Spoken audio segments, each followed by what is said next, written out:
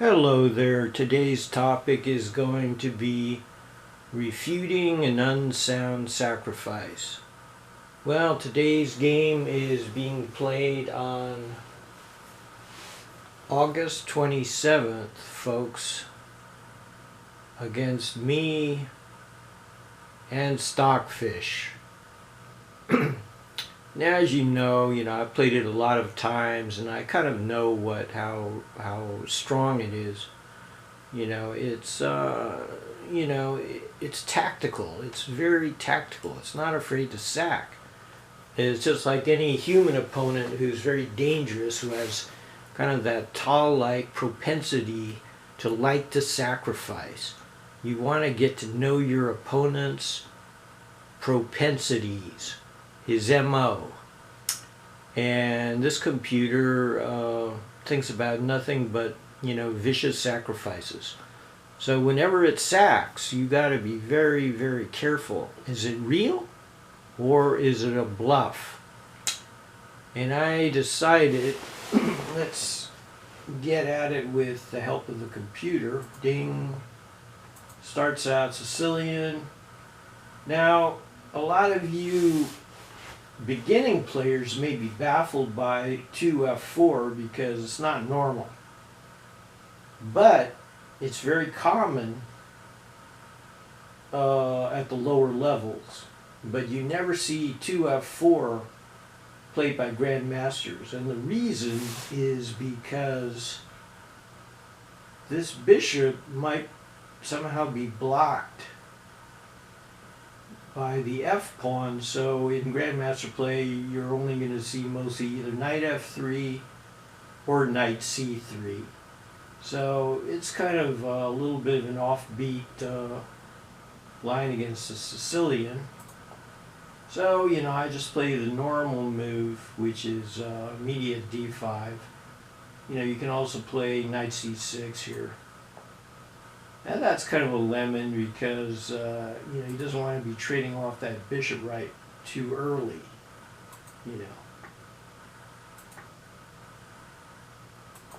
So now we kind of have a French where he's kind of gotten rid of, he's exchanged my bad bishop off. So I'm, extremely happy already.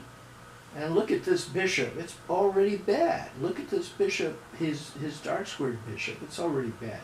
So black has a slight edge already. Now I'm just developing.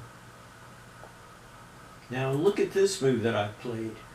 Normally if I had a bishop, this is where the bishop would belong, either on F5 or pinning his knight. Pinning his knight. So this is a very unusual move here, Queen F5. But I thought it's kind of interesting, so I'd give it a try. Now, I'm worried about, let's say I play E6 without really thinking. Suddenly, boom, the mouse trap is knight H4. And my queen is trapped. So I have to be very aware that this Queen F5 move is risky. Now, in chess, you have to always slide close to the line of risk, always right up to it. But once you go over that line, that's where you lose the game. But I like to play, let's say, on the edge all the time. That's kind of my little fun thing to do. Now, we're kind of out of book, so we have to start thinking for ourselves, okay? Now, very interesting is something like F6 to try to break up the center. He's got this little center here, right? So I want to break it up. So F6 certainly comes to mind. And if he captures, I might even consider capturing with the G pawn and with the king maybe coming to F7 or castling queenside. But anyway, black has a very nice and easy game. So I played H5, which probably isn't that great. Castles is good. Now I play E6, and again, I got to make sure that my queen has an escape route, just in case of knight H4. And I was intending queen G4, and then queen E1, knight D4, and then I'm coming in here to e2. So that's, how I can avoid getting my queen trapped. So whenever you have the queen, out here in the middle game, you always have to be aware of, can I get my queen trapped? Now that's kind of lemony,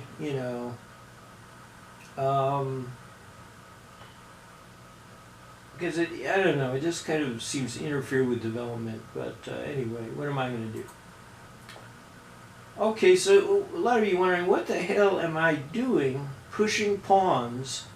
Shouldn't I be trying to get castle to develop my pieces, Look, this whole thing is slumbering right now. It just cries out for development, Why not knight e7, bishop e7, or something like that, or maybe even g6, But here, I want to reserve the f5 square for the knight, for this knight. So in order to do that, I want to, gain space for my queen. Maybe the queen's coming here, maybe the queen's coming to h5. But in either case, this really marks out some territory. And this is not, the move that a lot of players like to make. They would rather develop their pieces, but, here I'm aggressively, push down my rook pawn. Okay, good development. Now I don't want his knight coming in here, and I'm also going to want to push this pawn all the way in very aggressively, forcing g3, and then I have, a nice, maybe I can come in and utilize the square for the knight. So what I'm doing is really I'm trying to gain space and territory for my pieces, and now that's kind of a lemon. I don't know why, it just seems to be so premature, Now, the computer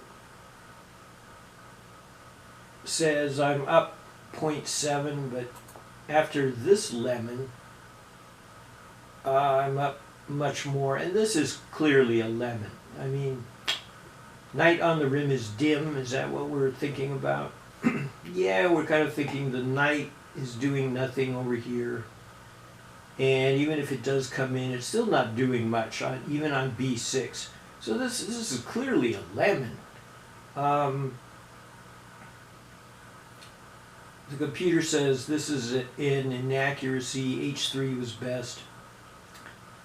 Yeah, so I'm just going to kick you back, and the computer has to admit it made a mistake, and it should just go back. But now watch this. You'll never believe this move. c4, are you kidding me? Now, I'm ahead 2 pawns, and I don't want to, I don't want to take the knight. Now, the computer likes to take the knight, but, it's a computer, So, you got to realize that the computer is a 2500 level attacking player. If you get into a tactical game, it'll kill you, basically. So I decided not to engage the computer in its type of game. It loves these wild complications which are occurring here. So I decided, I'm just going to play safe. Now the computer doesn't like that either. The computer actually recommends the very wild h3, which I completely think is a lemon. So it's good sometimes if you can disagree with the computer. It means that maybe you're getting better, because you cannot treat the computer like some kind of god. It makes mistakes sometimes too, and I believe that the recommended h3 isn't any good here. So, ooh, interesting. See, now the drawback to this move is that my queen, after capturing, now has access to the queen side. So, I'm not really sure. Now, the computer doesn't make a comment here, but I don't think that was very good. That's just my humble opinion. Now the computer recommends knight b6, but you got to realize that this is not a secure square for this beast. There's very little security. You know, that knight, you know, may, you know, get trapped in here or something. But anyway, let's see what the computer took, and the computer doesn't like that either. Inaccuracy, knight b6 was best. Wow. Okay. So my move, computer doesn't comment, and now it looks to me that the computer can play knight b6 here. Problem is rook b8 wins a piece. So it looks to me that the computer recommends rook e1 here, but I don't see any kind of comp after I take the knight. I just don't see it. There is no comp here. So I feel I was able to successfully call the computer's bluff. This the whole sacrifice was a bluff. So now I can safely just take the knight. And now, once I retreat, there's really nothing here. The knight has to go back. And I think it's all over. And now, this is where a lot of you guys have trouble, is when you're ahead. When you have a winning position, you still got to exercise technique in these type of positions. And one of the best ways when you're defending an attack is to counterattack. So this is what I do. H3 threatens to, you know, disturb his king, and if he plays G3, well, that's what, you know, I really want to close it up, close the game up for a while until I can consolidate. Where's my king going? You don't want to castle queenside, castle right into the attack. The king might be coming to f7, or the king might be coming king f8 and king g7, or I may even consider trying to castle here. Now, that came as a big surprise, you know, because you don't want to, bingo. See, I'm opening him up now. Now, one of the most dangerous things after you defend an attack is to counterattack. And so this is very, very strong for black. You don't want to take with the king, you know, now the king would be too exposed. So here, I'm repositioning. I could certainly play knight h6 there, and then go after this f pawn. That's good. But I decided to just do a very conservative type thing where I'm protecting all my pieces. And now I'm protecting, you know, the knight, and now I'm attacking the pawn. There's just no compensation for the piece. None. So now I just started trading. When you're ahead material, start trading. Because when you trade down, you're going to end up a piece ahead. And that's the end of that, man. Pretty much got to take. And now all of these captures are just headed downhill for white at this point. There's no comp. Absolutely no comp. He's got one pawn, but you got to look at the pawn structure. Weak, weak, weak. You got 3 isolated pawns, so it's over pretty much. It's over. Now, you know, I don't want to trade. Come on. Now I'm gaining space. Also gaining the excellent d5 square for the knight. So this is pretty hopeless. Now it's good for me to trade rooks because the rook has the open file.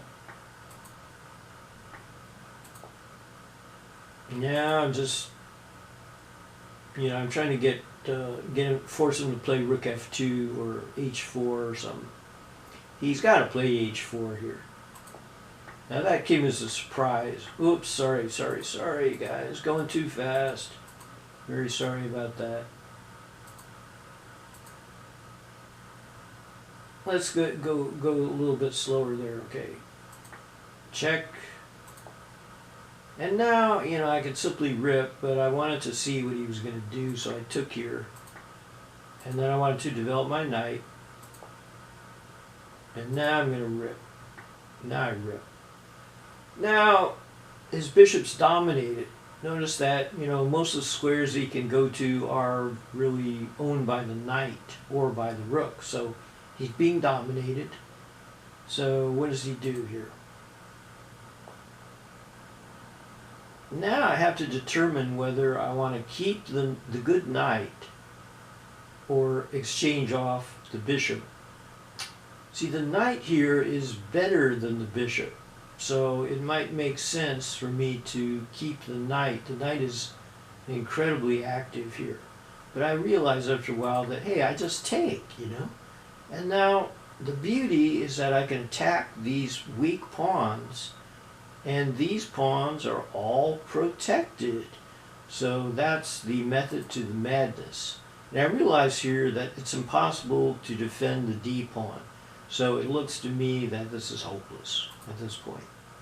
And now, you know, I don't want to swap these pawns. I just want this pawn for free, basically. So let's see. So he goes back, I rip. And now I can simply protect the A pawn, you know, by going to the corner. And now the rest is pretty much technique. I want your F pawn, sir. Give me that. Now, I'm sorry about going so fast here, guys.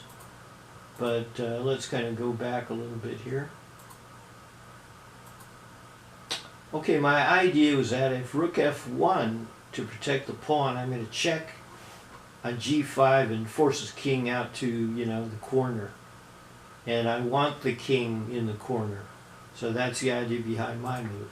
But he decides to just give it up. Now that's terrible. You know, when you're down a piece, you don't want to trade, you know, the rooks.